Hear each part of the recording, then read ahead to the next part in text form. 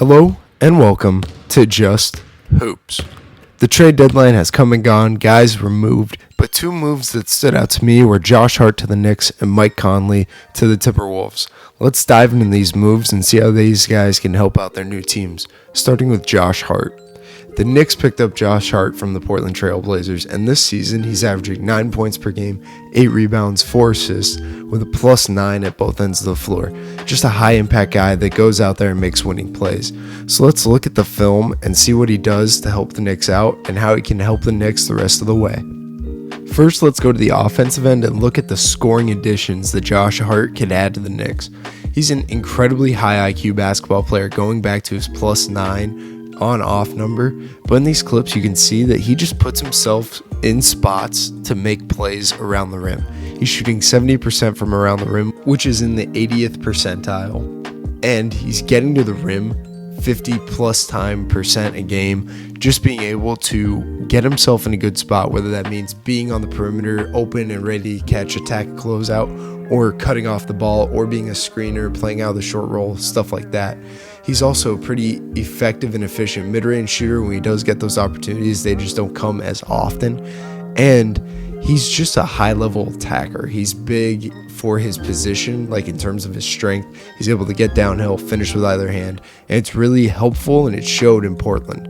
But the thing that I think will help the Knicks out is his spacing ability. Yeah, he's only shooting 30% this season, but he is a capable three-point shooter, able to catch it, get his feet down, and knock down these spot-up opportunities. Next, let's go to the real thing that he's going to bring to the Knicks offense, a playmaker. The Knicks already have Jalen Brunson, but besides him, they don't really have that playmaker on the floor most of the time. Josh Hart is a guy that can make plays with the ball in his hands. He's patient, he scans the floor, he's an incredible passer, just puts the ball in the right place at the right time. He's great when he touches paint at knowing the spray opportunities to get the ball out and allow other guys to make plays. He's great in transition at throwing it ahead or finding the trail. He's also a capable pick and roll ball handler. He's really good in the short roll. He just puts himself in spots the same way that he does for scoring to make himself and his teammates successful. He's just a high IQ, high impact basketball player, and he's going to go out there on a nightly basis and just try to make everyone around him better by playing in a fashion that just is winning. He goes out there, tries to win basketball games rather than put up numbers and do things like that, but he's just making the smart basketball play all the time, not forcing it, not doing too much, not doing too little, just trying to make everyone around him as good as they can possibly be on a nightly basis. Now where I think Josh Hart is going to thrive is at the defensive end of the floor. The Knicks are one of the most high pressure, high impact, forceful defenses, and Josh Hart just has a presence about him on the defensive end of the floor.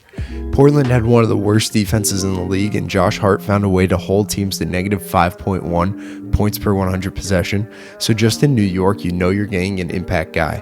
In these first clips, you can see he's a one-on-one individual defender. He does a great job of getting up into the ball, being forceful, maintaining physicality and contact, having active hands, sliding his feet, staying in front, maintaining positioning, and also not allowing the offense to bump him down.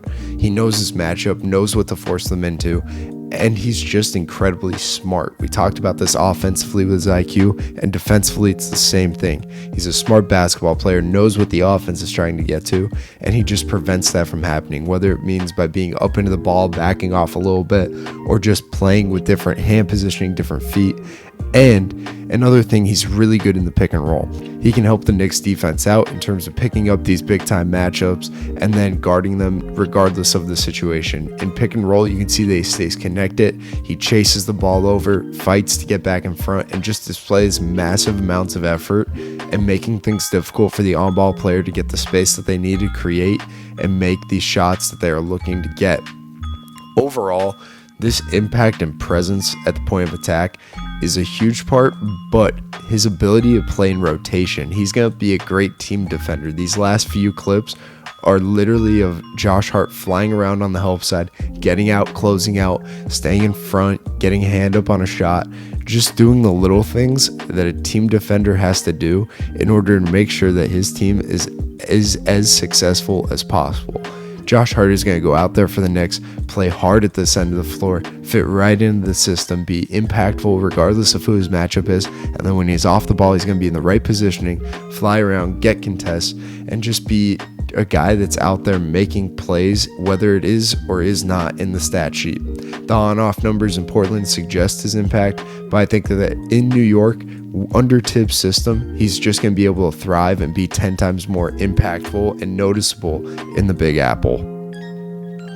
The other trade that we're going to talk about in this video is Mike Conley to Minnesota. Mike Conley's just a high-impact player also, and he had a really good season going in Utah, averaging nearly 11 a game, 8 assists, shooting 40 from the field, 36 from 3, 55 true shooting, and a +2 in his on-off numbers. So let's look at the film and see what Mike Conley did in Utah that he can bring to Minnesota. Mike Conley is one of the most poised offensive leaders. Bringing that presence to that end of the floor was seen evidently in Utah with a 34 assist percentage and a high assist to turnover at 4.5. He's just looking to get his teammates involved and control the game. You can see in all of these clips, he catches it, makes decisive but controlled decisions with the ball in his hands. Like here against Portland, he's in the ball screen, he sees that he has his teammate drifting to the corner in the pistol look, and he just knows when and where to get them the ball. In the half court, he is one of the best playmakers and manipulators of defense with his pace, his eyes, the way he changes direction, the way he's able to just find who needs the ball when they need the ball. This chunk of clips, you're going to see that he knows when to get the stars the ball. Lauri Markkanen was a phenomenal player for Utah this year and still is, but Mike Conley was a huge part of getting him the ball in space to go make plays.